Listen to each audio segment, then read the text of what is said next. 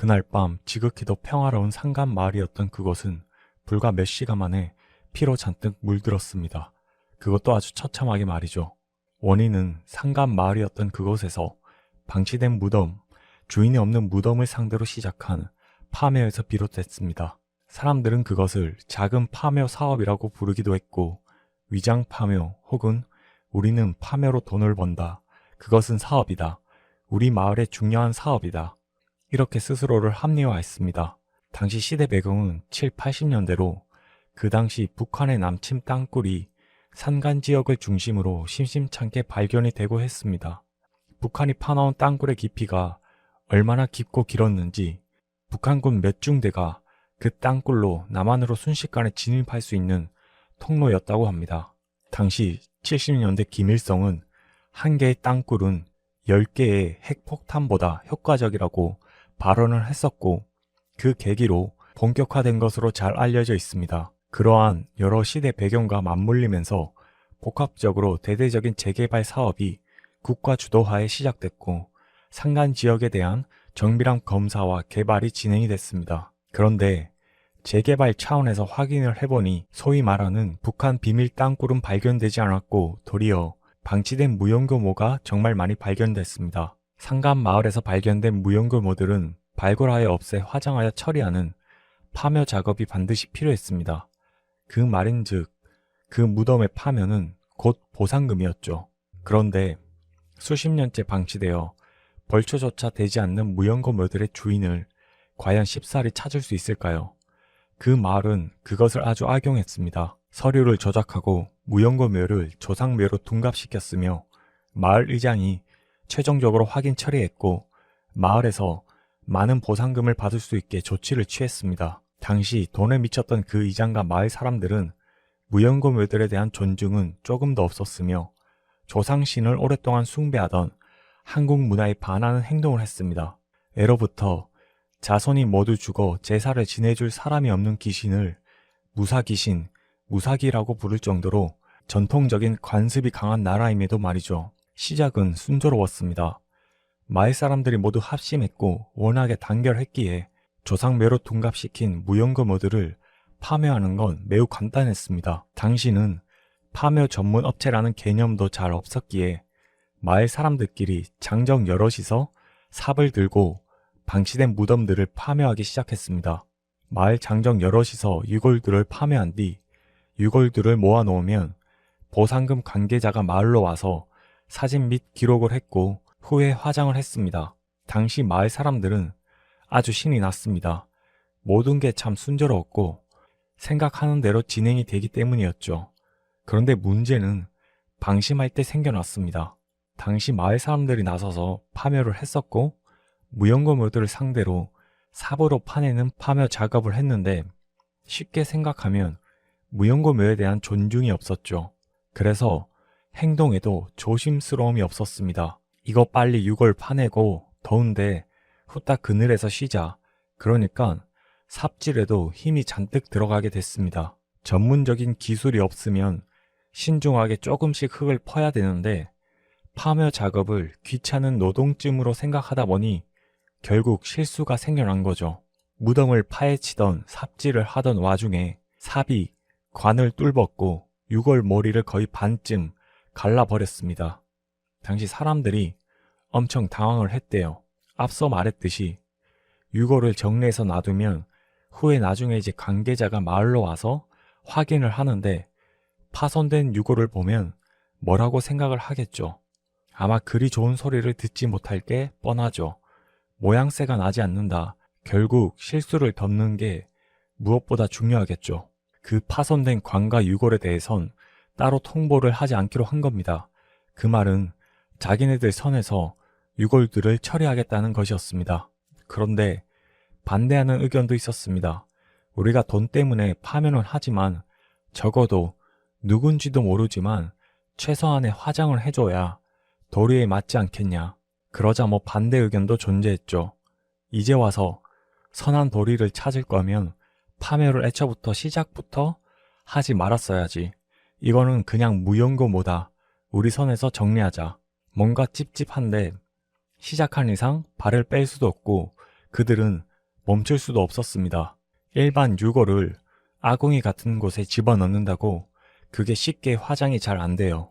그러다 보니까 수습하려는 게 점점 더 악화만 된 거죠. 아궁이에서 유골을 꺼내고 망치로 쪼개고 그냥 내려치고 가루로 막 만들려고 온갖 용을 쓴 거죠. 즉 정확히 말하면 화장을 했다기보단 망치로 부셔버렸다고 표현하는 게 맞을지도 모르겠습니다. 죄의식이 없는 집단 최면 같은 거였어요.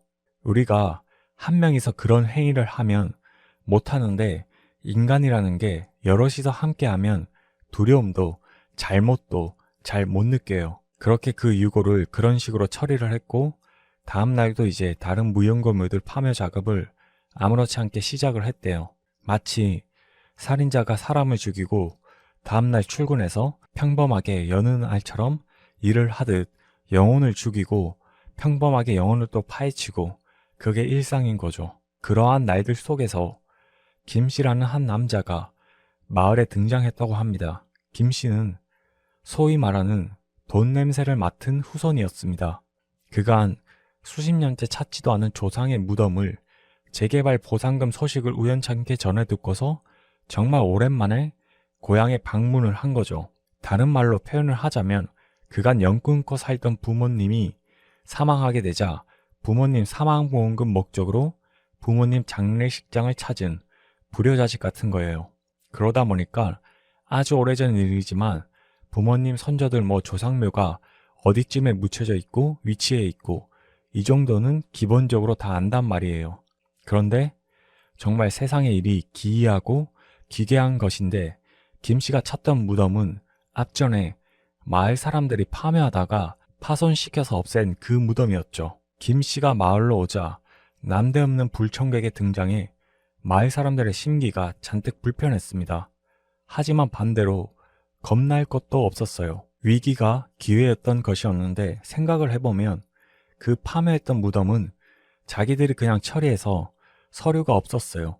조작된 서류가 없으니까 들킬 게 없죠. 반대로 김 씨는 여기 분명 우리 조상묘가 옛날부터 있었던 자리인데 왜 아무것도 없냐, 이게 도대체 어떻게 된 거냐고 마을 사람들한테 따지게 된 거죠.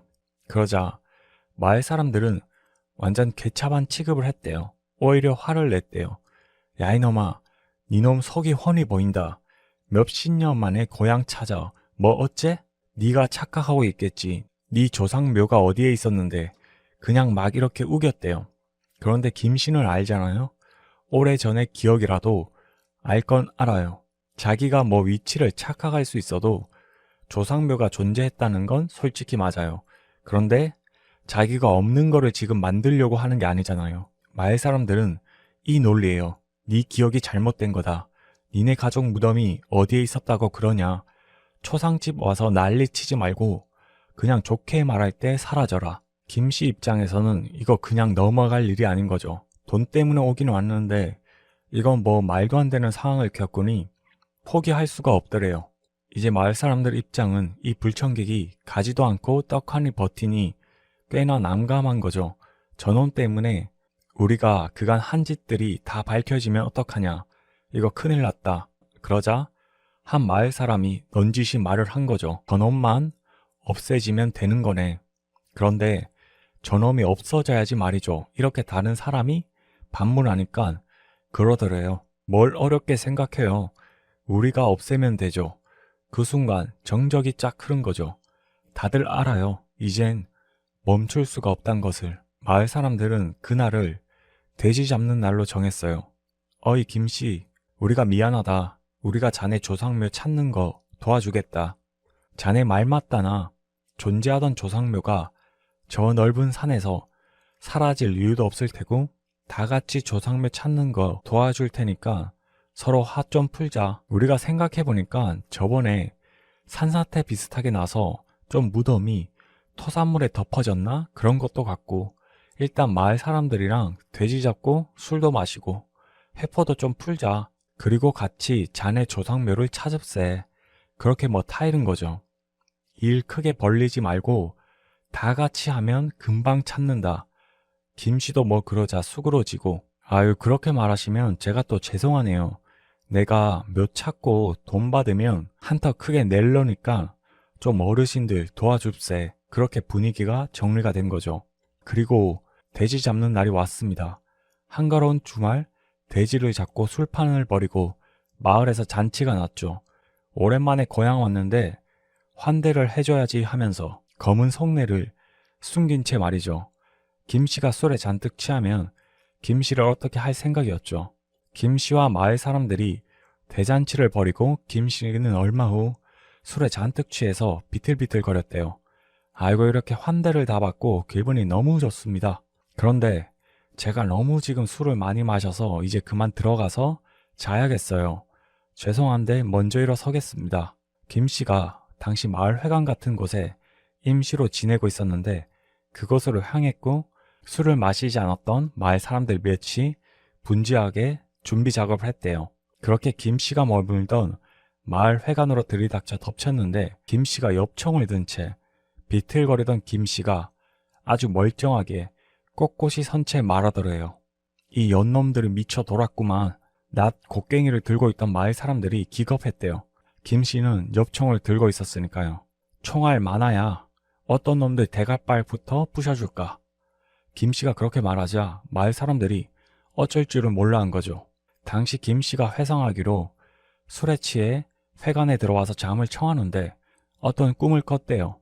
제사를 못 받고 있는 귀신, 무사 귀신의 꿈이었죠. 로또 번호를 알려주는 꿈마냥 김씨에게 위험을 알려준 거죠. 전국을 떠돌며 사냥을 해대던 사냥꾼 출신이던 김씨는 엽총을 소지했었어요. 그 엽총을 자기를 어떻게 하러 왔던 마을 사람들을 향해서 겨눴고 일순간 마을 사람들은 두려움에 질렸죠. 이러면 다 죽는다. 우리 대화로 풀자. 한 마을 사람이 설득을 하려고 했지만 씨알도 먹히지 않더래요. 내 혼자고 수십 명이 같은 편인데 뭔 대화를 해요. 김씨가 잔뜩 흥분한 상태였다고 해요. 누구 대갈통부터 부셔줄까? 그렇게 대치 상황에 한 마을 사람이 갑자기 용기 내서 달려든 거죠. 마을 사람 하나가 기습적으로 달려드니 김씨가 겨누던 엽총은 비껴나가서 튕겨 떨어지고 막 엎치락뒤치락 몸싸움을 하는데 김씨도 그렇게 쉽게 당하진 않았어요. 낙 같은 걸 뺏어서 반격을 했고 다 같이 달려들어서 막 개싸움을 했었고 온 사방에 피가 막 튀었는데 가까스로 김씨가 피해서 다시 엽총을 주워들었대요. 그리고 허공에 총을 발사하고 수적으로 좁은 공간에서 밀리니까 회관에서 나와서 잔치가 벌어지던 마을 광장으로 이동했대요. 그리고 정말 여기서 자칫하다가 쥐도 새도 모르게 죽겠다 싶어서 총으로 주변을 위협하면서 그 마을 이장을 찾은 거죠. 결국 마을 이장을 찾아내서 마을 이장 뒤통수에 엽총을 겨누고 순경 부르라고, 빨리 순경 안 부르면 죽여버리겠다고, 전화 교환원한테 하든 뭘 하든 순경 불러. 그렇게 마을이 쑥대밭이 되고 그 일이 수면 위로 올랐는데 알고 보니까 그 김씨도 진짜 이 고향 사람이 아니었어요. 무용검의 사냥꾼 같은 거예요. 토지 보상금 노리는 사람이죠. 그러니까 마을 사람들처럼 똑같이 조상묘로 둔갑해서 노리는 그런 사람이에요. 웃긴 건 마을 사람들도 서로 긴가민가하고 구별도 제대로 못하고 저런 사람이 마을에 옛날에 살긴 살았나?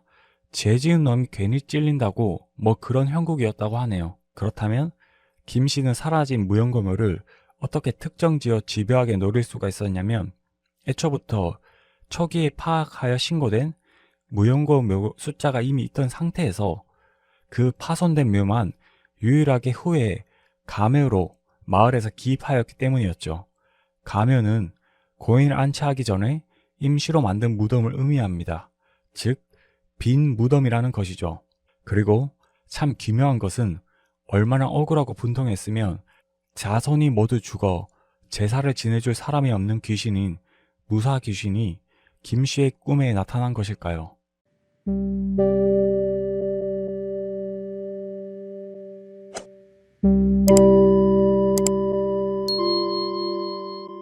묘지 경매로 돈을 버는 사람들이 있습니다. 즉 무덤이 있는 땅으로 수익을 내는 것인데요. 묘지가 있는 땅은 대개 형제, 가족, 친척끼리 공동으로 지분을 소유하고 있습니다. 한 가문에서 지분을 쪼개어서 여럿이서 토지를 공동 소유하고 있고 이 중에서 한 명이 금전적인 문제로 채무를 변제하지 못할 경우 일부 지분이 경매로 나오는 것이죠. 쉽게 말해서 묘지 경매란 이 중 일부 지분을 경매로 낙찰받은 뒤 그 묘가 있는 땅을 다시 공유자들에게 웃돈을 얹어 대파는 것입니다. 물론 묘지를 본인이 사고 싶다고 그냥 살 수 있는 것도 아니에요. 지분 경매 시 공유자 우선 매수 청구권이라는 게 있는데 입찰 당일 다른 지분권자인 공유자가 우선 매수 청구권을 신청하지 않아야만 일부 지분을 경매로 이제 낙찰받을 수 있습니다. 묘지가 있는 땅을 누가 살까라는 생각에 공유자가 차후에 경매 지분을 싸게 낙찰받기 위해 우선 매수 청구권을 미뤘거나 경제적인 상황 등등 여러 복합적인 요인이 작용하여 우선 매수 청구권을 쓰지 않게 되었을 시 묘지 경매는 그 틈을 파고드는 것인데요. 부동산 경매로 큰 돈을 버는 전문꾼들은 이러한 묘지 경매가 쉽지 않아 사실 초보들에겐 잘 추천을 하지는 않는다고 해요. 오랜 유교 문화를 가진 우리나라 특성상 무덤에 관해서 껄끄러운 점들도 있고 이렇게 낙찰받은 땅을 추후 처리하는데도 여러 애로 사항들이 있습니다.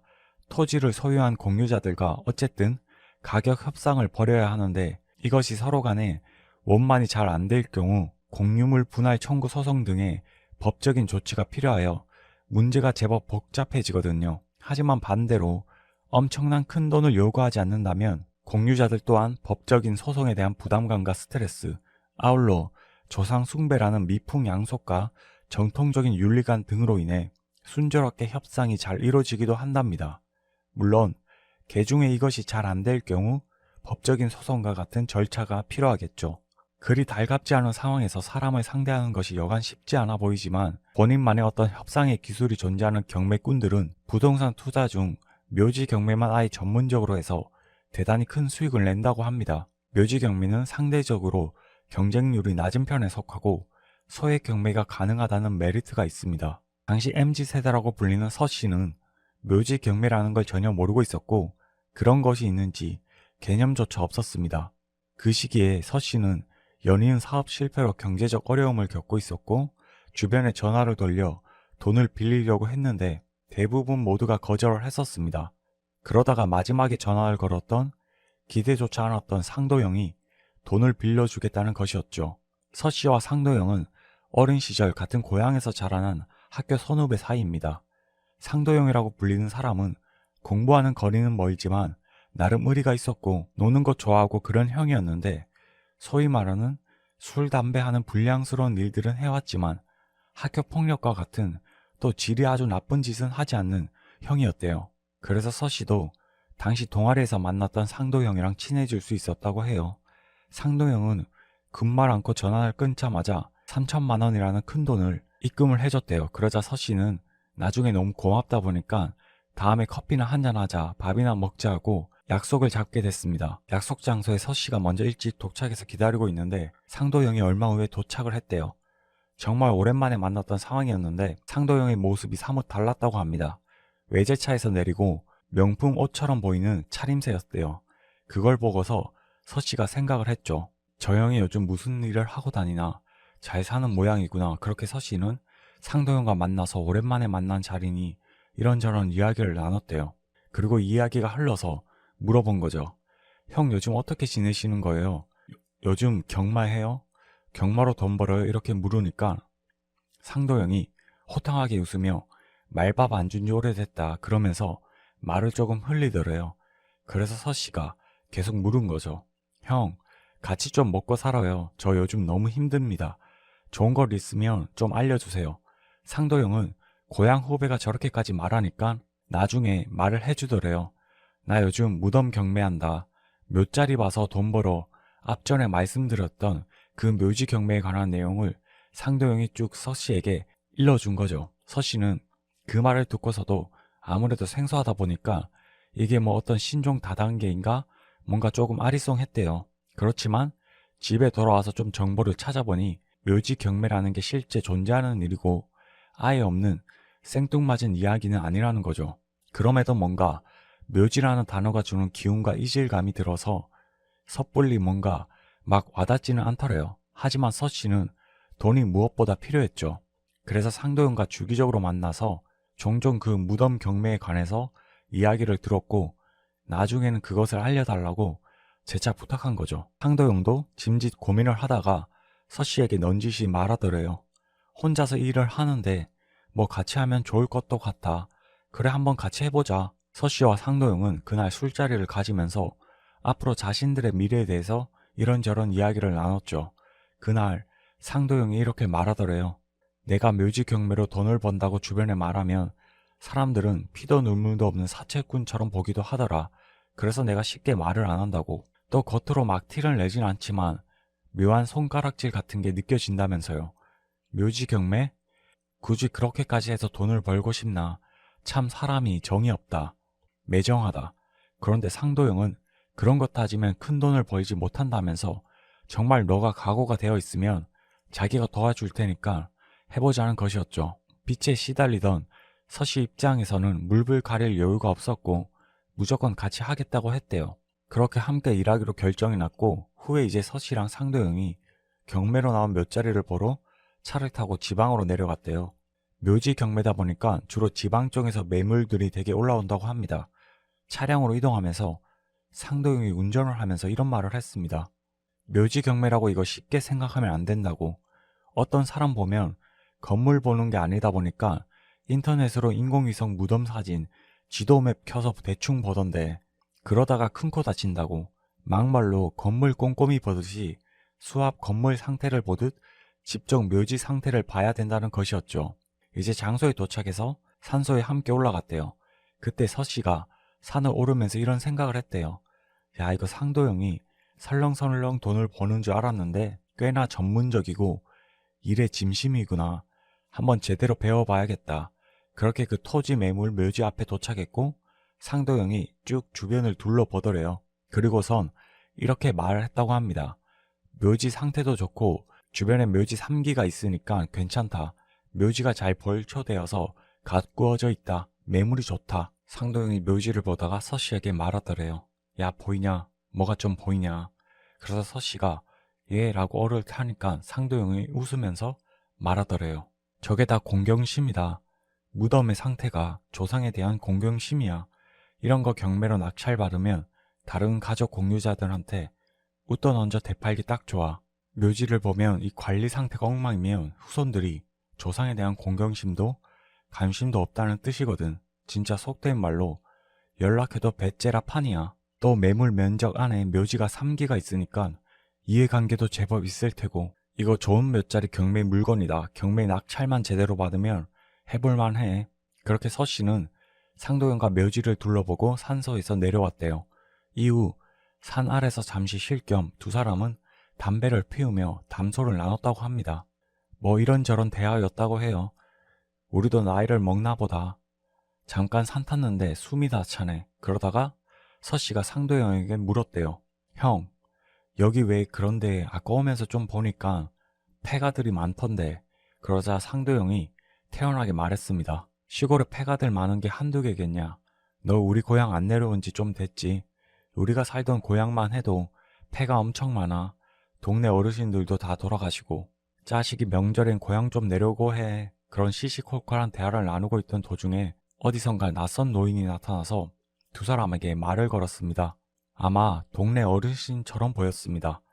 외지인 분들이신가 보여. 그 노인은 두 사람이 간만에 고향에 내려온 그런 사람들이 아니라 완전히 외지인들이라는 걸 단박에 눈치를 챈 것 같아요. 서씨와 상도영은 그런 좀 껄끄러운 상황에 그냥 아, 예 하면서 얼떨떨하게 받아쳤대요. 노인은 잠시간 두 사람을 말없이 바라보다가 조금 희한한 말들을 하기 시작했습니다. 도시에서는 길거리에 고양이나 비둘기가 죽으면 누가 치웁니까? 서씨가 잠깐 벙쪄 있다가 대답을 했대요.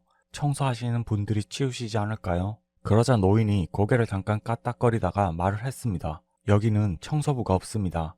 옛날에는 그러지 않았는데 귀농이다 뭐다 해서 도시 사람들 몇이 시골로 내려왔는데 가관이더만. 내 집 마당 아니면 치울 생각을 못하나 봐. 저기 밭에 가는데 길고양이 하나가 죽었는데 사계절이 변할 동안 아무도 치우질 않더라고. 계속 길고양이는 그 자리 그대로 눈비 다 맞고 사체로 있는겨. 내가 치우려고 하다가 한번 계속 쭉 두고 봤지. 도시에서 내려온 사람들이 자기 집으로 하행하는 길인데 그 사람들 중에서 몇은 언젠간 치우겠지. 그런데 안 치웁디다. 내가 아주 좋은 경험을 했지요. 길고양이가 부패되는 과정을 매일 그 길 지나가면서 봤으니께. 어째 사람들이 자기 집만 깨끗하면 되는겨. 다 같이 사는 세상인데 안 그렇소? 그러더니만 이후에도 여러 이야기를 했대요. 그런데 들어보면 상황에 맞지 않는 맥락 없는 이야기들이 많았다고 합니다. 예를 들면 갑자기 와서 이런 식의 이야기를 하는 거죠. 세상 사람들은 우리 형, 우리 언니, 우리 엄마, 우리 아빠라고 부르는데 동생은 내 동생이라고 거의 대부분 부른다. 우리 동생보단 내 동생. 그 이유가 뭔지 알 것 같냐? 그러다가 갑자기 우리가 보는 용변들은 다 어디로 흘러가는지 아냐? 그 사람들이 파업하면 어떻게 될 것 같냐? 이런 대화 패턴인 거죠. 서씨와 상도형은 담배를 피우면서 아, 예 하면서 대충 듣고 자리를 떴다고 해요. 이제 돌아서면서 서씨가 말을 했습니다. 형, 저 어르신 왜 저러실까? 상도형은 그다지 이상하게 생각하지 않는 듯 말했죠. 약주라도 하셨나봐. 왜 동네마다 특이하신 분들 한 분씩 있잖아. 그런데 서씨는 뭔가 묘하게 불길한 기운이 느껴졌다고 합니다. 왜냐하면 그렇게 돌아서서 이제 주차된 차량까지 걸어가는데 정말 앞서 노인이 말했던 것처럼 길가 구석에 방치되어 썩어가는 길고양이 사체가 눈에 보였기 때문이었죠. 빈말을 하는 것은 아닌데 도통 말의 저의를 감잡을 수 없는 쎄한 느낌 같은 것이었습니다. 얼마 후 서씨와 상도형은 경매에서 그 문제의 땅을 순조롭게 낙찰받았습니다. 원하던 가격에 순조롭게 진행이 되어가고 있었대요. 하지만 곧 문제가 터졌습니다. 공유자들에게 사들인 지분을 되팔기 위해 연락을 취했지만 소위 말하는 배째라는 반응이 나온 거죠. 그 묘지 땅에는 자기들은 관심도 없으니까 당신 마음대로 하셔. 소송을 하든 뭘 하든 당신 하고 싶은 대로 해. 그냥 뭐 막무가내였대요. 그래서 상도영이 약간 타일이든 말을 했대요. 그렇게 벌초 잘하시고 평소에 조상님 잘 모시면서 이거 왜 이러시냐. 좋은 게 좋은 거 아니겠어요? 그러니까 공유자는 뜻밖의 말을 했습니다. 친척들 재산 때문에 싸워서 서로 연 끊고 산 지 수십 년입니다. 고향 다들 안 내려가요. 전화 너머로 이야기를 대충 들어보니까 그 집안은 고향의 노른자 땅들은 묘지에 묻혀 돌아가신 아버지가 사업한다고 다 모조리 날려 드시고 자기네들 입장에선 사업하지 말라고 극구 말렸는데 사업을 하다가 재산은 몽땅 다 말아먹고 그나마 물려준 게 묘지가 있는 땅을 본인들 입장에선 쓰잘데기 없는 땅을 쪼개서 나눠준 거예요. 그래서 그것에 대해서 굉장히 안 좋은 감정을 가지고 있고 그 산소에 가면 우라가 치밀어 점점 다들 묘지에 발길이 뚝 떨어지고 기존의 땅 재산 분배도 사연들이 있는 듯 했는데 그런 여러 상황이 겹쳐서 어찌됐든 고향을 다들 안 내려가고 재산이 뭐니 이런 걸 안 한 지 오래됐고 땅은 그냥 방치되어 있을 텐데 그걸 또 굳이 샀냐면서 오히려 쓴소리를 하더래요. 그래서 상도영이 전화를 끊고서 갸우뚱했대요. 우리가 실수를 했나? 묘지 위치를 착각했나? 아닌데 그럴 리가 없는데 상도영은 서씨와 다시 산소로 내려갔대요. 그때 우리가 도대체 뭘 본 거지 다시 제대로 확인해보자. 다시 돌아가면서 서씨는 몇 달 만에 다시 그것을 찾았는데 그때 봤었던 고양이 사체가 여전히 썩어 문드러져 있었고 아무도 치우지 않는 상태였죠. 뭔가 하여튼 불길한 느낌이 있었는데 뭐가 있긴 있구나. 일단 서씨는 상도영을 따라서 산소로 다시 올라왔대요. 그리고 상도영이 한참을 유심히 둘러봤대요. 여기 위치가 맞아. 분명해. 깔끔하게 벌초되어 있었고 묘지들 관리도 여전히 훌륭했대요. 이 양반이 전화로 거짓말을 나한테 한 건가 싶기도 하고 두 사람이 어리둥절하고 있는데 때마침 몇 달 전에 봤던 그 노인을 발견했대요. 노인은 묘지 근처에 잡초 같은 것들을 뽑고 있었어요. 상도영이 물었죠. 어르신, 여기 묘지들은 누가 관리하나요? 그러니까 노인이 퉁명스레 말하더래요. 내가 관리하지. 여기 있는 사람들 다 내가 오랫동안 알던 동네 사람들인데 그냥 놔두니까 보기가 흉하잖아. 그 말을 듣고서 상도영이 인상이 구겨졌대요. 속된 말로 아 이거 똥 밟았네. 판단 미스다. 정말 이렇게 실제 지분을 갖고 있는 다른 공유자들이 무대뽀로 나오면 소송까지 진행돼야 하는데 솔직히 소송이 길어지면 상도영 입장에서도 꽤나 피곤하거든요. 시간 잡아먹고. 상도영도 이런 상황은 그때가 처음이었대요. 설마 누가 남의 묘를 수십 년째 저렇게 정성스럽게 관리하겠다고 생각을 하겠어요. 상도영이 서씨에게 말했죠. 아, 진짜 뭐 같네. 일단 내려가서 생각 좀 해보자. 차량 안으로 들어가서 가만히 상도영이 한동안 생각에 잠겼대요. 잠시 후 생각에 잠기던 상도영이 나지막히 말을 했습니다. 김 선생 불러야 쓰겄다. 김 선생이 와야 이거 문제가 원만히 해결이 되겠어. 김 선생은 좀 질이 나쁜 무당 같은 사람이에요. 정식 무당은 아닌데 그렇지만 신기도 있고 실력도 나름 이 바닥에선 괜찮은 인물이었죠. 김 선생은 주로 양밥 저주술이라는 무당이 행하는 주술을 전문적으로 하는 사람인데 쉽게 말해서 잡기와 악기를 쫓고 애군을 쫓기보단 도리어 잡기와 악기를 부르고 애군을 부추기고 그러한 저주를 하는 무당이에요.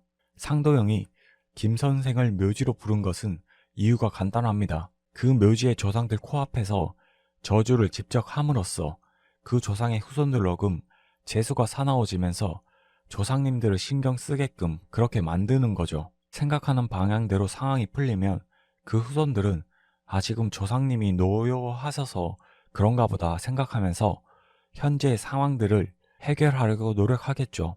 그렇게 김 선생과 서씨와 상도영은 그 문제의 묘지에 함께 올라갔대요. 김 선생은 작두 구판을 탔습니다. 그 광경을 서씨는 지켜보면서 이렇게까지 해도 되나 싶었지만 돈이 묶인 이상 별 수 없이 그저 지켜볼 뿐이었대요. 구판이 그렇게 끝나고 한동안 전화를 기다렸대요. 그 공유자들한테서 연락이 오겠지 하면서 하염없이 기다렸는데 별 반응이 없었죠. 상도영이 고개를 가웃거렸다 해요. 지금쯤 꿈자리가 뒤숭숭하고 조상님들한테 과외라도 눌려서 벌벌 기어야 할 판인데 왜 연락이 없지? 그래서 상도영이 김 선생한테 전화를 한 거죠.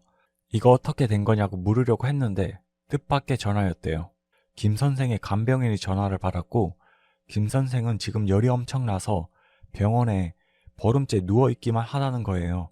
상도영이랑 서씨는 놀라서 김 선생이 입원한 병원을 찾았고 땀이 뻘뻘 흐르는 김 선생이 힘겹게 말을 하더래요. 며칠 전부터 원인이 알 수 없을 정도로 고열에 시달린다. 저주를 날리면 상대방의 귀신이 붙어서 온몸이 아프다고 하는데 지금 김 선생 꼴이 딱 그 꼴이었습니다. 양밥은 진짜 잘하는 무당이 없을 정도로 이쪽에선 거의 신으로 통하는 김 선생인데 김 선생이 당했다고? 이게 무슨 일이냐? 김 선생이 다 죽어가는 목소리로 말을 하더래요. 보통 살을 내리면 역살로 돌아온다. 그런 거 자기한테는 안 통하는데 이거 이상하다. 지금 묘지에 뭔가 문제가 있는 것 같다. 확인을 해보라는 것이었죠. 이후 서씨와 상도영은 한달음에 그 문제의 묘지를 찾아갔습니다. 가서 확인을 해보니까 입이 떡 벌어졌대요. 무덤들이 다 파헤쳐져 있었고 즉 파묘가 된 것이었죠. 묘자리가 완전히 험하고 엉망이더래요. 나중에 알고 보니까 조상들한테 그 집안의 가족들이 계속해서 시달리니까 이렇게 생각을 한 거죠. 조상들이 죽어서까지 우리 골치 아프게 하네. 제발 좀 살려주십시오. 그 사람들은 오히려 조상을 공경하기보단 무덤을 없애는 파묘를 해버린 거죠. 즉 갑자기 모든 걸 잃은 묘의 주인들, 그 분노는 도리어 김 선생으로 향했고 진짜 웬만큼 역사를 맞지 않는 내공이 강한 김 선생이었지만 그분들에겐 자식들의 파멸하는 것의 의미가 남달랐고 컸는지 죽기 살기로 이젠 김 선생한테 달라붙어서 거의 김 선생을 죽음 직전까지 몰아가고 있었대요. 이후 김 선생은 고열에 끊임없이 시달리다가 어느 날 잠적을 했고 홀연히 사라져버렸다고 합니다. 서씨와 상도연 또한 그 일이 있은 후 계속되는 안 좋은 상황들이 생기면서 두려움에 질려서 이 일에 완전히 손을 뗐다고 하네요.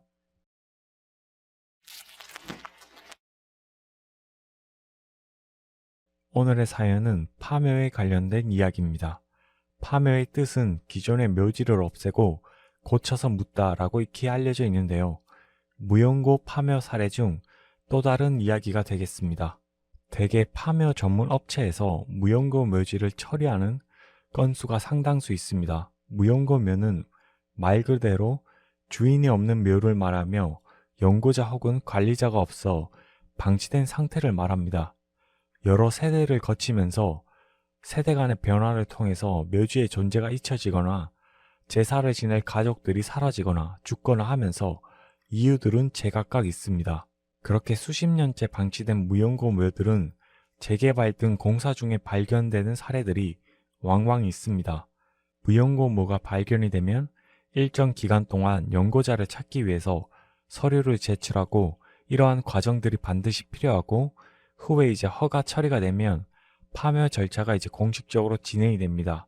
사연자분은 당시 이제 고향에 산을 하나 명의로 가지고 있었다고 합니다. 보통 산을 가지고 있으면 한 집안에 몇 자리로 가지고 있는 경우들이 있는데 이제 이 집안은 이제 따로 분봉으로 된 묘지를 이제 만들지 않고 화장을 해서 낙거울 땅에 이제 하는 방식으로 세대가 이제 바뀌면서 그렇게 이제 정착이 되었대요. 그래서 물려받았던 산들의 일부분을 매매로 이제 팔려고 했었던 상황이었습니다. 그 과정에서 무용고 묘를 발견을 하게 된 것이었죠. 보통 자신들이 땅이라고 해도 길이 험한 산으로 되어 있으면 이게 아무래도 평지가 아니다 보니까 정확히 계산을 해보려면 전문가와 함께 또 세세하게 봐야 되는 부분도 있었고 그런 과정을 이제 그때 이제 정확히는 처음 하다 보니까 수십 년 만에 이제 자기 땅 산에 자기 명의를 갖고 있는 산에 무용고 묘의 존재를 그제야 파악했고 온 친척들한테 머나먼 친척들한테 수소문을 해봤지만 그 묘의 존재에 대해서 알 수가 없었대요. 좋게 방치된 지 20년을 넘어 보였기에 이걸 사실상 일정 기간 동안 공고를 내보지만 파악한다는 건 불가능에 가까운 일이었다고 합니다. 어찌됐든 산을 팔려면 무용고 묘가 있는 산을 구매할 사람은 아무도 없으니까 파묘 절차를 위해서 이제 진행을 시작했대요. 얼마 후 파묘 허가가 떨어졌고 전문 업체 사람들이 와서 이제 무용고 묘 1기를 파묘 작업을 이제 시작을 했대요. 그런데 시작부터 뭔가 스산하고 기분이 좀 그랬다고 합니다. 날씨도 우중충한 날 하필 파묘 작업을 시작했는데 산이 워낙 험해서 보통 이제 기계 장비들을 올리고 하는데 사람들이 일일이 수작업으로 이제 작업을 했대요. 그래서 그 점이 이상하다고 굳이 이렇게 가파른 곳에 사람이 올라오기도 힘든 곳에 왜 묘지를 그 옛날 사람들이 만들어 두는 건지 그 점을 이제 업체 사람들이 의아해했다고 합니다. 어찌됐든 작업자들 입장에선 굉장히 고역스러운 상황인 건 맞았지만 어찌어찌 해서 겨우 판에서 이제 관을 연 거죠. 관을 매장한 깊이도 일방적인 수준을 넘어섰대요. 상당히 깊게 매장을 하였는데 반세기 전 사람들은 이렇게 깊게 매장을 했었나 사람들이 이제 의아해하면서 고개를 갸우뚱했다고 합니다. 그런데 관을 열자 사람들이 이제 다소 의아하면서 좀 섬뜩하다는 이런 반응들이 있었다고 합니다. 관 안에서 백골의 유골이 발견이 되었는데 관 안에서 발견된 백골은 한 구가 아니라 백골 두 구가 발견이 된 거죠. 한 무덤에서 일방적으로 백골 한 구가 이제 발견이 돼야 상식적인 건데 특이하게 무덤 분봉은 하나인데 관 안에선 백골 2구가 발견이 된 거죠. 전문가들이 파악을 해봤을 때 이분들이 뭐 과학수사처럼 엄청 정확한 건 아니지만 워낙 이제 여러 군데 파묘를 해봤기 때문에 오래전에 묻힌 것인지 최근에 묻은 것인지 이 정도 이제 백골 상태로 대략적으로 파악을 할 수 있었대요. 그런데 여기서 발견된 백골 2구는 굉장히 오래전에 묻힌 유해들은 분명한 것이 맞다. 그런데 자신들도 이렇게 두 명이 한 무덤을 공유하듯이 묻힌 사례는 처음 본다는 것이었습니다. 주목할 점은 어른 백골과 7살 전후로 추정되는 어린아이의 백골이라는 점이었습니다. 부모와 자식이 같이 묻혀 있을 수도 있겠구나 생각은 들었대요.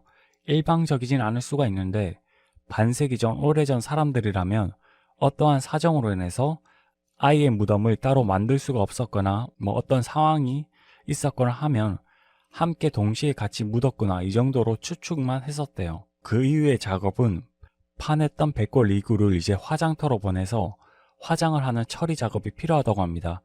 그러기 위해선 백골 이구를 이제 차에 싣고 고속도로를 달렸대요. 그런데 정말 기이한 일이 벌어졌다고 합니다. 그 백골을 운반하던 차량이 고속도로에서 급발진으로 가드레일을 들이받고 완전히 전복이 된 거죠. 차량은 그 사고로 불에 타서 완전히 싹 다 전소가 되었고, 불에 탄 차량 안에는 백골이 그대로 있었고, 그 소식을 듣고서 사연자분이 이거 너무 찝찝하다고 생각을 했었는데, 그 업체 사람이 하던 말로는 자기도 굉장히 이상한 일이라고 생각을 하지만 자기도 이쪽 업계에서 수십 년째 일을 해왔었고, 오래전에 장례식을 가는 버스가 전복이 돼서 장례식에 참석하던 사람들이 고인의 명복을 빌어주러 왔다가 여러 사망한 일도 있었기 때문에 그러한 일들도 있을 만큼 이렇게 비슷한 일도 충분히 가능성은 있다는 것이었죠. 당시 차량 파손의 상태가 심각해서 백골을 이제 찾을 수가 없었대요. 당시 이제 비도 내렸는데 그 비가 내려도 불이 잘 꺼지지 않았고, 비가 꺼졌을 때는 이미 모두 타버렸고 빗물에 좀 쓸려나간 흔적들도 다소 또 보였다고 합니다. 그야말로 아수라장 그 자체였대요. 결론적으로 흔치 않는 일이지만 세상사 믿기 어려운 일들이 군데군데 이제 일어나잖아요. 그래서 그런가 보다 생각을 할 수밖에 없었대요. 특이한 것은 그 차량을 이제 운전했던 신입은 급발진을 주장하였고, 이제 사고 조사 쪽에서는 급발진으로 보기는 다소 어렵다, 과속이거나 운전 미숙이거나 둘 중 하나다, 양측 주장이 극명하게 나눠졌다고 해요. 그럼에도 급발진을 밝히려는 과정이 너무 복잡했고, 설상가상 이제 차량 뒤에 어떤 다른 차량이라도 따라왔었다면 그 차량의 이제 블랙박스에 브레이크 등이 들어왔다 안 들어왔다 정도 최소한의 증거라도 제출을 할 텐데 그마저도 할 수가 없었대요. 뒤따라온 차량이 없었기 때문에 그 길에 몇 대가 지나가지 않았던 것이었죠. 그렇게 석연찮은 점들이 많았고 뭐 하나 시원찮게 나온 게 없었대요. 그런데 그 기괴한 일들은 거기에 그치지 않고 그 사고 이후 얼마 안 있다가 무덤이 묻혀있던 그 자리 부근에서 산불이 났대요. 엄청 크게. 그 일대를 모조리 싹 다 모조리 태웠는데 산불이 워낙 험해서 그 매캐한 연기가 하늘 위로 올라오는데 그 모습이 너무나 섬찟했다고 합니다. 또한 그 동네에서 산불이 난 건 그때가 처음이었다고 해요. 확인을 해보니까 방화나 이런 건 아니었고 자연적으로 이제 발생했던 산불인데, 사람 생각이 부정적으로 생각하면 한쪽으로 계속 꽂혔는데 그 차량 안에서 불에 타 흔적도 없이 사라진 백골들이 노한 게 아닐까, 뭐 이런 소문이 한간에 돌았다고 해요. 그냥 뭐 우연의 일치겠지 생각을 하면 되는데 불안감을 어느 정도 가지고 있다가 얼마 후에 파묘업체로부터 연락이 왔었대요. 산불이 났다는 소식을 들었다면서 자기들도 한참 고민을 하다가 연락을 하게 됐다는 것이었어요. 실은 그 차를 몰았던 신입이 실토 아닌 실토를 했다는 것이었죠. 계속 신입이 어떤 악몽을 꾸다가 너무 괴로워하면서 몸서리를 치다가 퇴사를 했는데, 퇴사를 하면서 이런 말을 했대요. 급발진이라고 분명히 생각을 했는데 솔직히 자기도 이제 확신이 없다는 것이었죠. 운전 미숙인지 뭔지 정확히 모르겠다. 그때 여자친구랑 통화를 하면서 이제 전화를 하면서 가고 있었고, 전화상 이제 말다툼이 다소 있었는데 감정이 격앙이 돼서 실수를 한 것일 수도 있겠다, 그런 생각이 이제 들었대요. 자기도 근데 도통 모르겠다, 확신이 없다, 너무 괴롭고 죄송하다, 이런 이야기를 하더래요. 과속으로 몰았다는 말도 되고 당황을 해서 그 엑셀을 계속 밟을 수도 있었고, 운전 미숙일 수도 있고, 정말 급발진일 수도 있고, 과실일 수도 있고, 아닐 수도 있고, 정확히 뭐 밝혀진 건 없대요. 그러나 그 신입은 밤마다 악몽을 꿨었고 그 원혼들이 꿈에서 나타나 저주 같은 걸 했대요. 그 이후로는 그 원혼을 달래기 위해서 이제 무당도 부르고 그 산불이 났던 자리에서 이제 굿도 하고 그랬다고 합니다. 나중에서야 알고 보니까 그 무용검은 아주 오래전에 가난하게 살던 한 마을 주민이지 않을까 이제 추측을 한대요.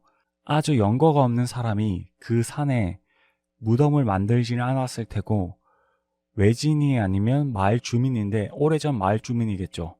자기 땅이 아니니까 험한 뒷산 쪽으로 삥 둘러서 무덤을 지었을 거고, 아내와 딸이 사망해서 그 남편이 묻었을 것이라고 추측을 했대요. 왜냐하면 그 마을에 굉장히 장수하고 계신 큰 어르신이 있었는데 마을 오래전에 소장농으로 살던 여인과 어린애가 있었고 돈이 없어서 치료를 못해서 죽었다는 걸 이제 기억을 했었대요.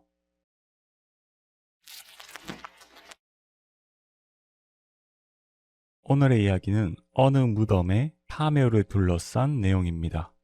파묘의 사전적인 의미는 묘를 옮기거나 고쳐 묻기 위하여 무덤을 파낸다고 익히 알려져 있습니다. 여러 이유들로 인해서 기존의 무덤을 파묘하는 사연들은 흔치는 않지만 그래도 제법 있습니다.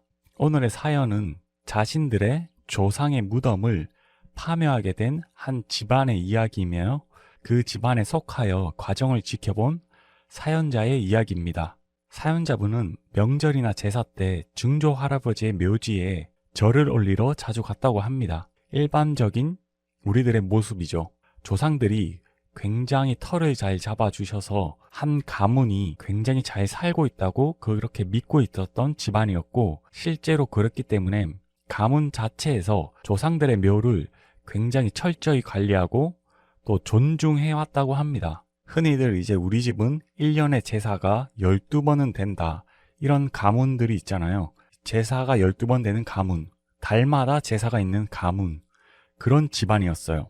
제사를 굉장히 중요시하는 집안이었고, 사연자분은 아버지를 따라서 어릴 때부터 그 모습을 보고 배워왔었죠. 당연히 이런 문화를 당연한 것처럼 받아들여왔고, 증조 할아버지에 대한 존중, 조상에 대한 존중, 이런 게 굉장히 큰 집안이었죠. 사연자분이 이제 성인이 되어서는 벌초에도 이제 가문의 규율에 따라서 참석을 하게 됐대요.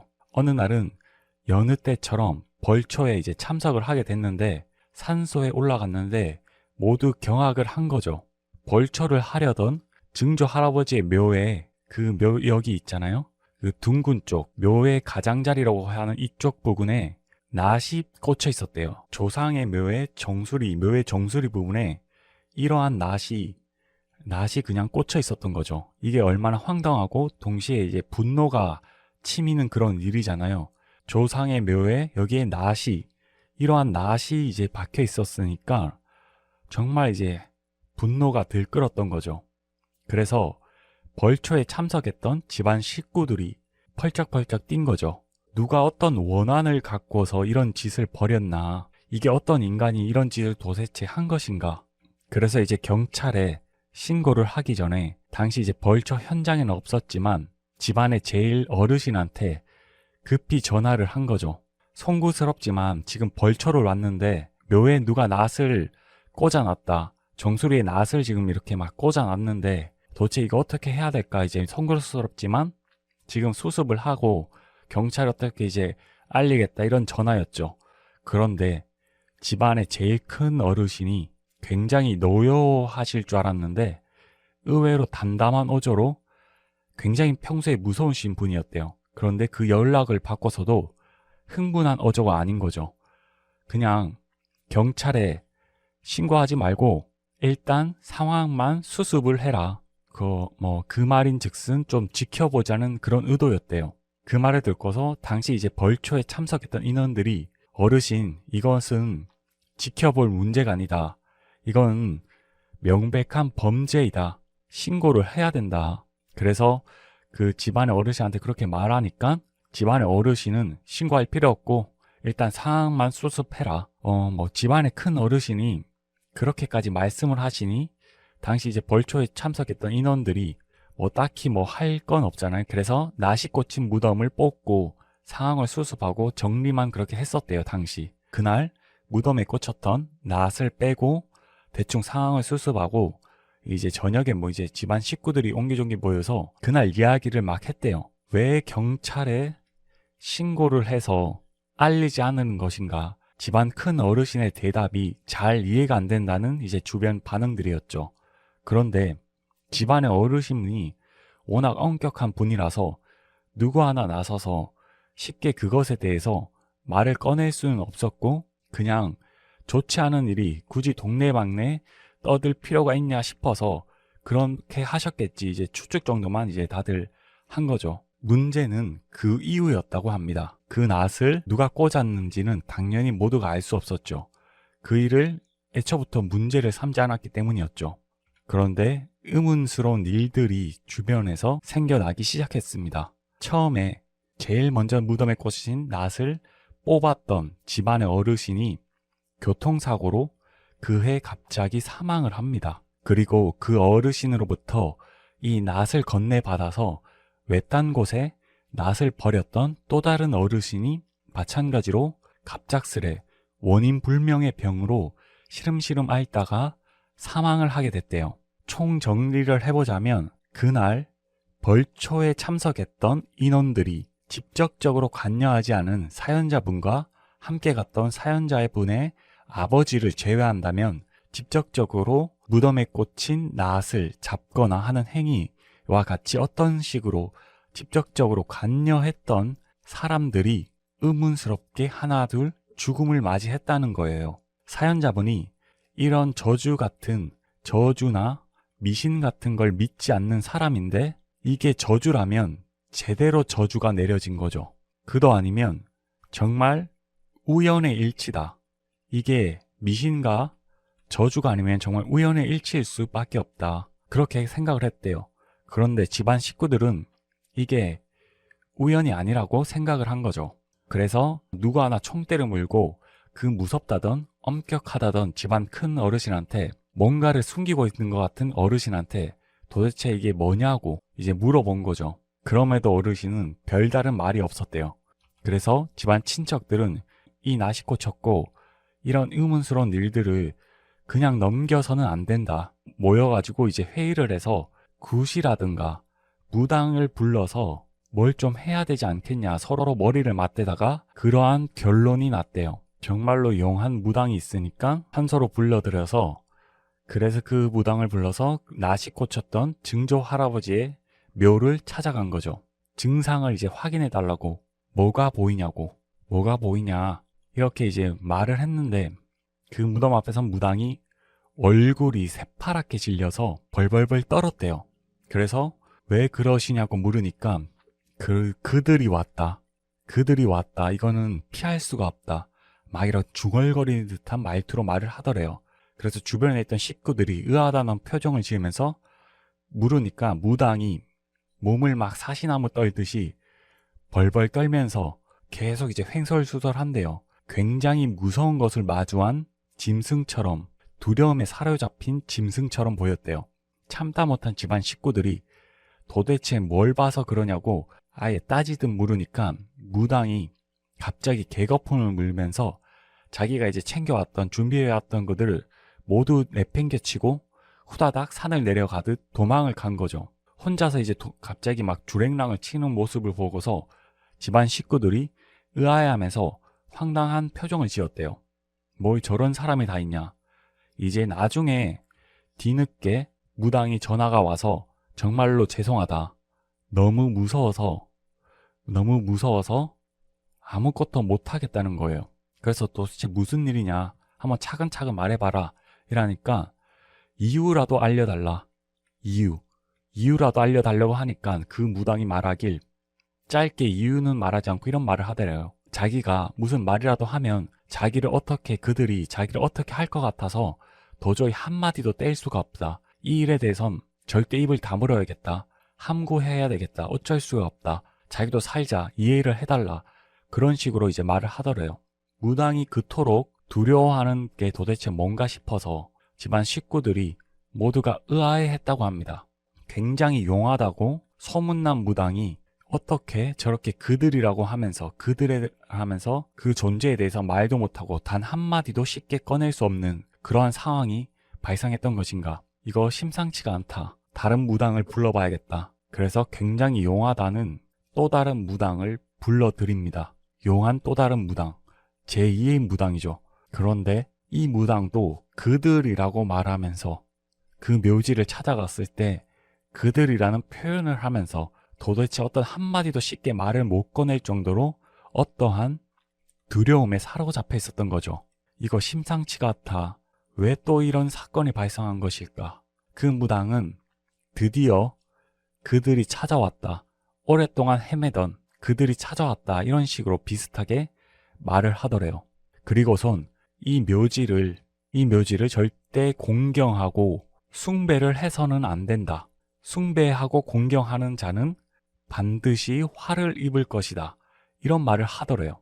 그래서 정확하게 자세하게 이유를 말해달라고 하니까 그건 자기가 말을 할 수가 없고, 왜냐하면 무지한 너희들이 직접 찾으라고 그런 말을 하고 있다고. 그들이 그런 말을 해서 자기는 도저히 그런 말을 할 수가 없겠대요. 여태까지 무지했었던 이놈들이 직접 그 이유를 찾아야만 이 사태가 해결이 된다는 것이었죠. 그래서 집안 식구들이 집안의 제일 큰 어르신한테 모두 우르르 몰려가서 따져 물었대요. 이게 도대체 무슨 일이냐. 그제서야 그 어르신이 말을 하더래요. 그 중조 할아버지가 사실은 친일파였다는 것이었죠. 매국노였다. 하지만 그 덕택에 우리가 지금까지 이렇게 자리를 잡을 수가 있었다. 그 말을 듣고서 집안 식구들이 모두 충격에 빠졌대요. 구태여 증조 할아버지가 어떤 분이셨는지 이런 걸 이제 묻지도 않기도 했지만 친일파였다는 사실은 모두가 생각조차 하지 않았는데 충격적이고 배신감도 들고 허무하기도 했지만 누군가 낫을 꽂았고 저주가 된 것인지는 모르겠으나 무당들이 말하는 그들은 일제감정기 시절 친일파들에게 억울하게 죽음을 맞이했던 영가이지 않을까 추측을 한대요. 누구 하나 정확히 말하진 않아서 애초에 정확한 건 없었지만 그게 합리적인 추론이었고 결국 집안 전체 회의를 통해서 무덤을 파묘하기로 결정을 했다고 합니다.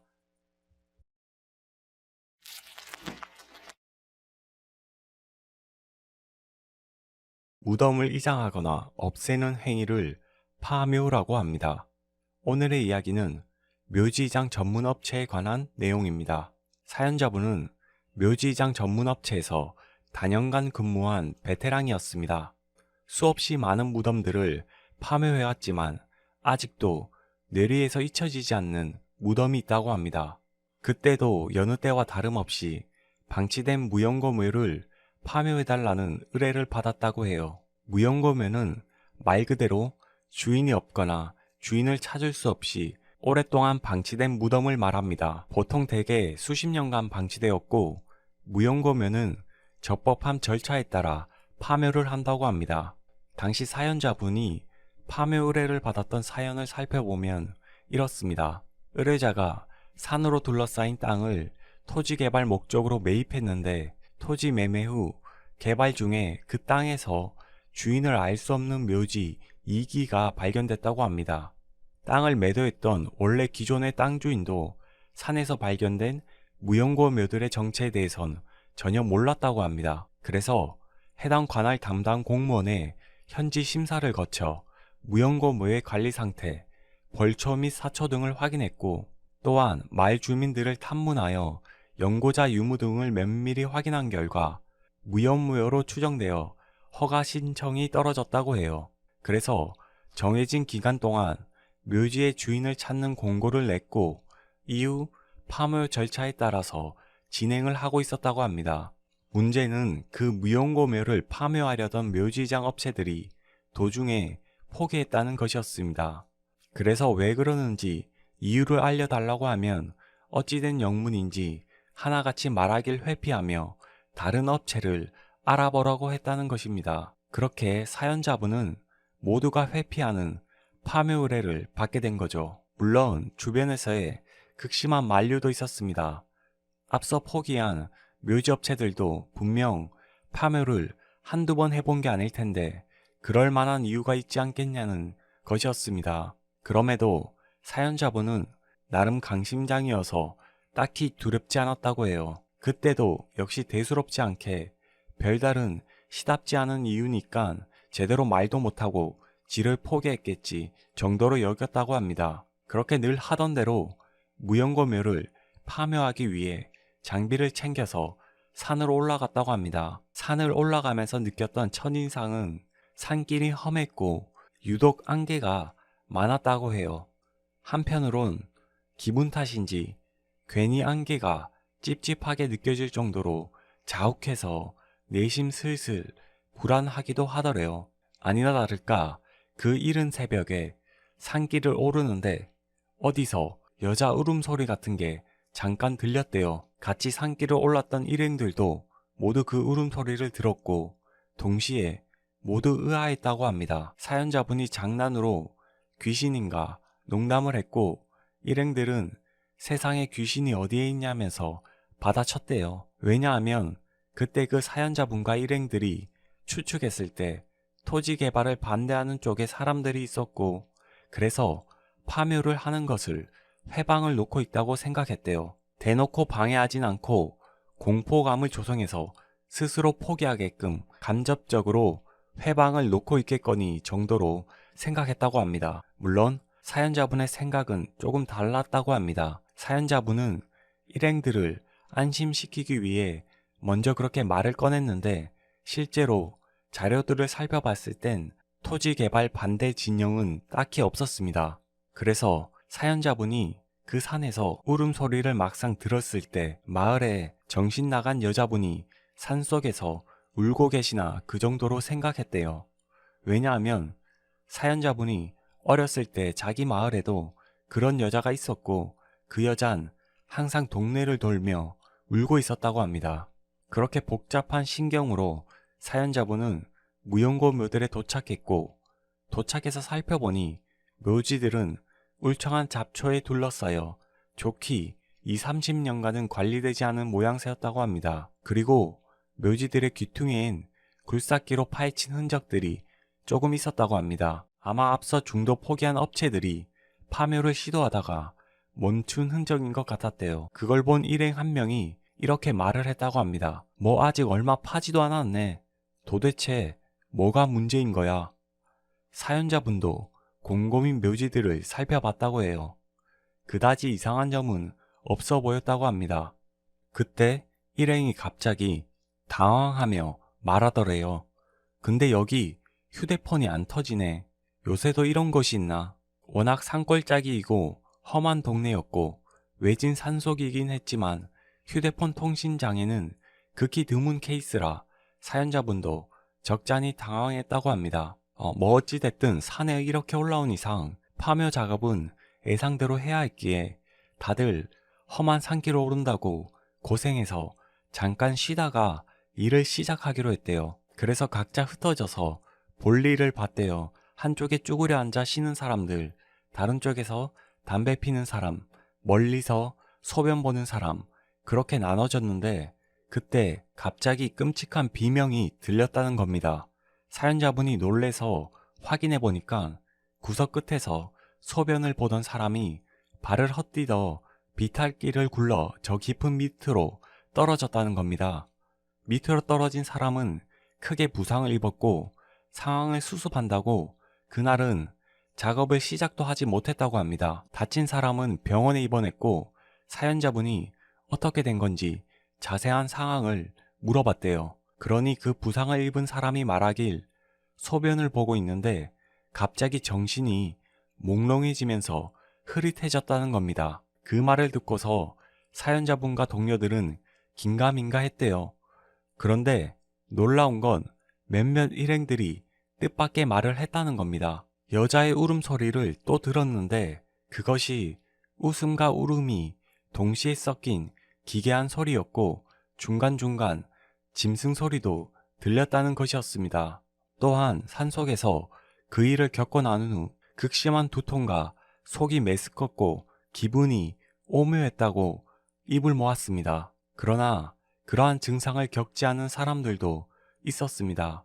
바로 사연자분과 몇몇 다른 사람들이었죠. 그렇지만 분명한 것은 어수선한 상황 속에서 미신을 불신했던 사람들조차도 다음날 있을 파묘 작업에 동참하길 어느 순간부터 망설였다는 것이었습니다. 사연자분은 이렇게 생각을 했대요.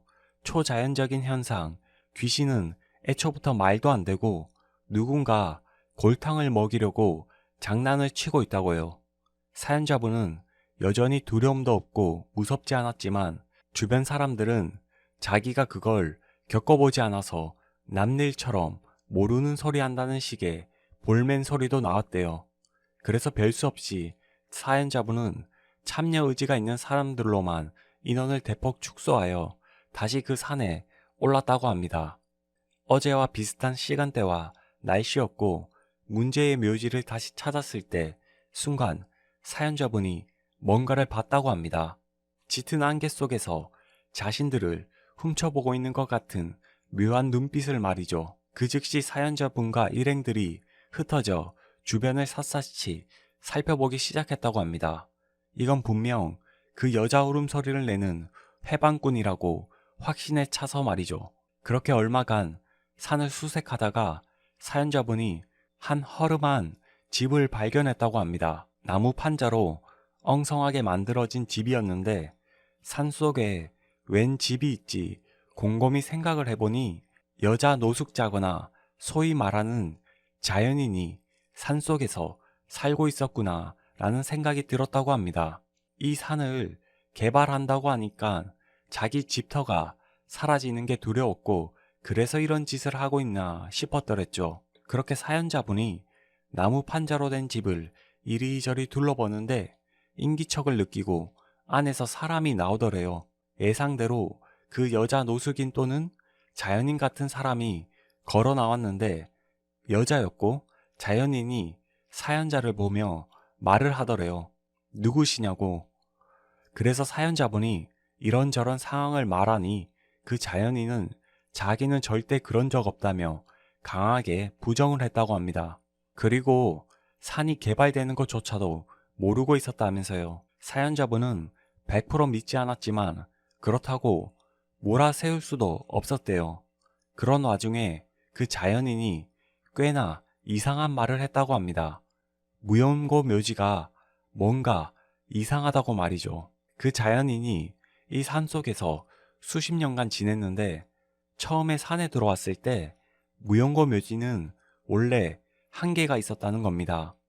최근 몇 년 사이에 어느 날 갑자기 그 원래 있던 무연고 묘지 옆에 무덤이 하나 더 추가로 생겼고 그렇게 총 2개가 됐대요. 그러면서 상식적으로 방치된 묘지 바로 옆에 새로 산소를 만들 이유가 있겠냐는 겁니다. 또한 심지어 그 새로 만든 묘지는 새 잔디를 사용하지 않고 주변에 흉물스러운 그 잡초 잔디를 끌어 모아서 묘지 봉분을 동그랗게 만들었다는 것이었습니다. 그러니까 그 자연인의 말은 그 묘지가 위장된 위장묘지라는 말이었습니다. 누가 어느 날 시체를 안매장한 것 같은데 묘지로 감쪽같이 위장한 것 같다. 그래서 사연자분이 잠자코 듣다가 이렇게 말을 했대요. 아니 저기요, 위장묘지라고요? 누가 안매장을 그렇게 정성스럽게 합니까? 뭔 발상의 전환도 아니고, 아니 대놓고 시체 묻었다고 어디 뭐 광고하나요? 아줌마, 말이 되는 소리를 하세요. 이거 방해하는 거 맞네. 혹시 아침 대바람부터 약주하셨어요? 그러자 그 자연인이 얼굴이 붉어지면서 막 반박을 했대요. 산속에서 땅을 파서 웬 유골이 튀어나오면 그건 경찰 수사 대상이고 누가 봐도 그냥 생긴 모양이 무덤이라면 근데 그 무덤의 주인을 알 수 없다면 그건 그냥 무용고묘 처리 대상이 아니냐고. 또 세상이 어디 상식대로 돌아가냐고. 위장이혼, 위장살인이 판을 치는데 위장묘지라고 없을 이유가 있겠냐. 그렇게 사연자분과 자연인이 언쟁을 계속했대요. 사연자분이 자연인에게 따져 물었다고 해요. 도대체 저 시체를 누가 묻었다는 건데요. 뭐 어찌됐든 직접 보지도 않은 거 아니세요? 그냥 추측이잖아요. 그러자 자연인이 확신에 차서 말을 했대요. 주변 잡초로 봉분을 만든 건 분명 위장묘지를 노린 게 맞고 자기가 곰곰이 생각을 해봤는데 이 산을 명의로 소유하고 있는 놈이 오래전에 위장묘지를 하나 만들었고 이후에 그 옆에 하나 더 만들어서 2개가 된 것 같다. 이 산을 잘 아는 놈이고 여긴 아무도 안 찾는 곳이라는 걸 분명 잘 알고 있다. 그리고 시간이 지나서 그 묘지들은 방치된 것처럼 보여서 무용고묘로 처리될 것이고 그렇게 완전 범죄가 완성될 것이다. 그래서 사연자분이 한숨을 길게 쉬면서 말을 했대요. 시체를 묻을 거였으면 그냥 조용히 땅에 파묻으면 되지 뭘 또 그렇게까지 하냐고. 그러자 자연인이 버럭 소리를 쳤대요. 땅을 파서 유골이 나오면 경찰이 조사를 한다니깐 머리는 장식이냐고. 이 산이 언젠간 개발이 될 걸 알고 있고 무용고묘처럼 생긴 게 떡하니 2개가 있으면 그건 그냥 무용고묘일 뿐이지 않냐. 계속 언쟁은 이어졌고 아무리 생각해도 결론이 안 나서 사연자분이 대충 알겠다 하고 돌아섰대요. 근데 막상 또 그 이야기를 듣고 나니까 파묘할 엄두가 나질 않더래요. 이거 왠지 함부로 건드렸다간 뭔가 일이 날 것 같기도 하고 산에선 또 전화도 안 터지지. 그래서 할 수 없이 그날도 또 작업은 시작도 못하고 산에서 일단 철수를 했다고 해요. 그리곤 산에서 내려온 사연자분이 곧장 윗선에 보고를 했대요. 자기가 이런 이야기를 듣게 됐는데 경찰에 신고를 해야 하나 뭐 어떻게 하면 좋겠냐. 그러니 윗선에서 어이가 없다는 식의 반응이었대요. 어디서 무슨 개소리를 듣고 와서 그러냐고. 그럼 앞으로 무용고묘들 파묘할 때마다 과학수사 받을 생각이냐고. 골치 아프게 하지 말고 애초에 백골이 된 유골은 과학수사로 밝힐 수 있는 게 뭐 제대로 없을 뿐더러 그냥 딱 봐도 정신 나간 사람 헛소리인데 도대체 뭐가 문제냐. 무용고묘 판정받았고 허가 떨어졌고 절차대로 그냥 진행해라. 사연자분은 솔직히 좀 찝찝하고 그랬지만 윗선에선 그냥 정말 어처구니 없는 헛소리로 판단하고 있었대요. 어느 정도였냐면 윗선에선 다시 산에 올라가면 그 자연인한테 한번 울어보라고 부탁해보래요. 그 사람들이 들었다는 여자 울음소리가 분명 그 자연인일 거라고. 그러니까 그냥 무시하고 애정대로 문제없이 진행하라고. 뭐 또 그렇게 나오니까 사연자분은 내심 찝찝했지만 다음날 다시 파묘 작업을 위해서 산을 올라갔대요. 사연자분이 그 무용고 묘지들 앞에 도착해서 한참을 묘지들을 둘러보며 이리저리 살펴봤대요. 육안으로 봤을 땐 헝클어진 잡초, 방치된 묘지들 특유의 그 느낌들이 가득했고 아무리 봐도 그냥 무용고묘 그 자체였대요. 그때까지도 이걸 해야 되나 말아야 되나 서로 막 이러고 있다가 그 같이 산에 올라갔던 사람들하고 우리 담배 좀 태우면서 한번 고민해보자 이렇게 됐나 봐요. 그때 그 사연자분과 사람들이 담배를 어디에서 피웠냐면 왜 초반에 소변을 누다가 굴렀다는 사람이 있었잖아요. 그 사람이 소변을 놓다는 그 위치 즈음에서 피웠다고 해요. 그곳을 한번 확인하러 갔다가 담배를 피우면서 서로 이야기를 나누게 된 거죠. 근데 담배를 피던 사람들이 막 표정이 점차 안 좋아졌다고 해요. 그러다가 사연자분도 속이 메스껍고 주변에서 막 뭔가 보이는 것도 같고 순간 구토를 했다고 해요. 구토를 다 하고 주변을 보니까 다들 얼굴이 새파랗게 질려서 제정신이 아닌 것 같더래요. 그때 한 사람이 뭐라고 말을 했는데 저기에 뭐가 있는 것 같다고. 뭐가 있다는 건데 다들 웅성웅성거리면서 천천히 그곳으로 가봤대요.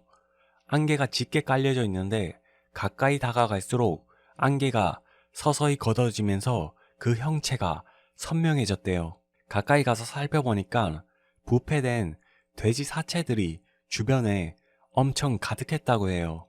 나중에 알고 보니까 그게 어떻게 된 거냐면 구제역 당시 돼지 농가에서 돼지들을 급히 산속에 살처분했대요.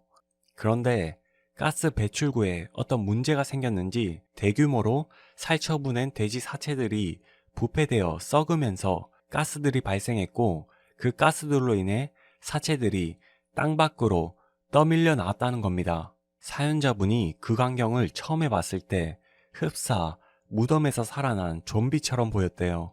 부실한 일처리도 문제였지만 이번 사례의 경우는 부패가스가 발생했고 그렇게 돼지들을 덮은 비닐이 뜯어지면서 돼지 사체들에서 나온 오염된 피와 부속물들이 산속의 토양에서 나오는 고유한 성분과 만나 뒤섞였고, 그 과정에서 굉장히 유해한 가스가 만들어진 것 같다는 겁니다.